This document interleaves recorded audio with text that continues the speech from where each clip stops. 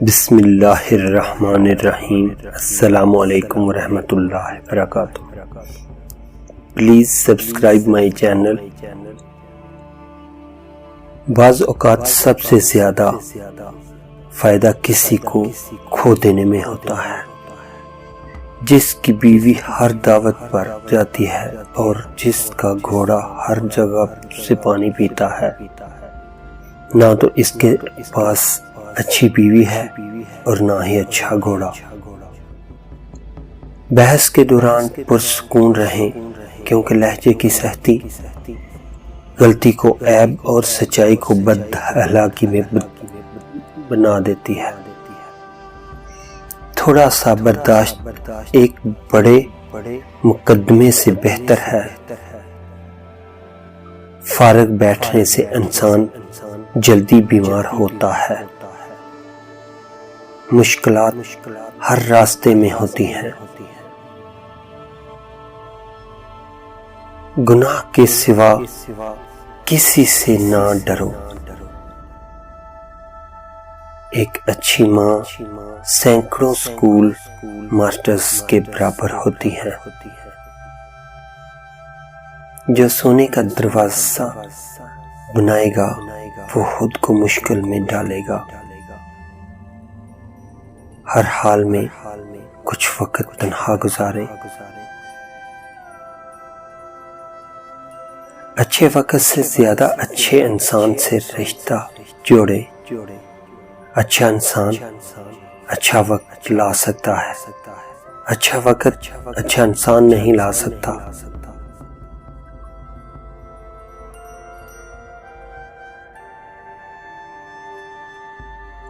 اگر تمہاری نیت اور ضمیر صاف ہے تو اس چیز سے کوئی فرق نہیں پڑتا کہ سامنے والا تمہیں اچھا کہے یا برا۔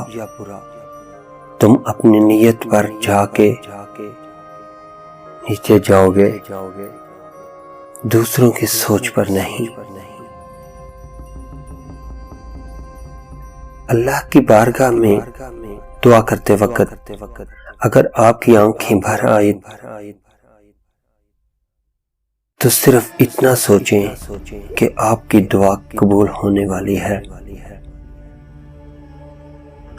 ہار تب نہیں ہوتی جب آپ گرتے ہیں،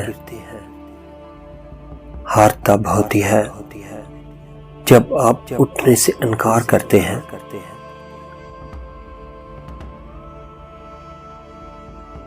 ایسے لوگوں سے ہمیشہ دور رہیں جو آپ کا سکون خراب کرتے ہیں، اور یہی عقل مند انسان کی نشانی ہے۔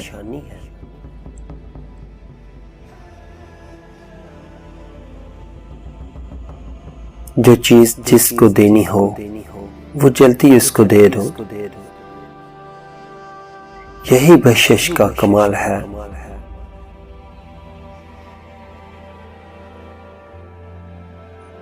غصہ ہمیشہ انسان کو اس وقت آتا ہے جب وہ خود کو کمزور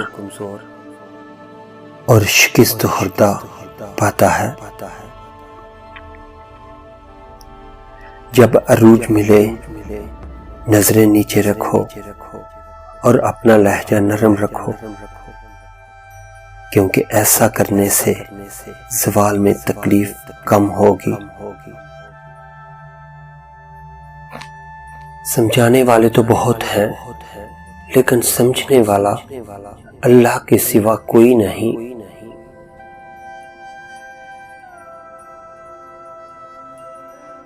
اگر کسی کو سزا دینا ہے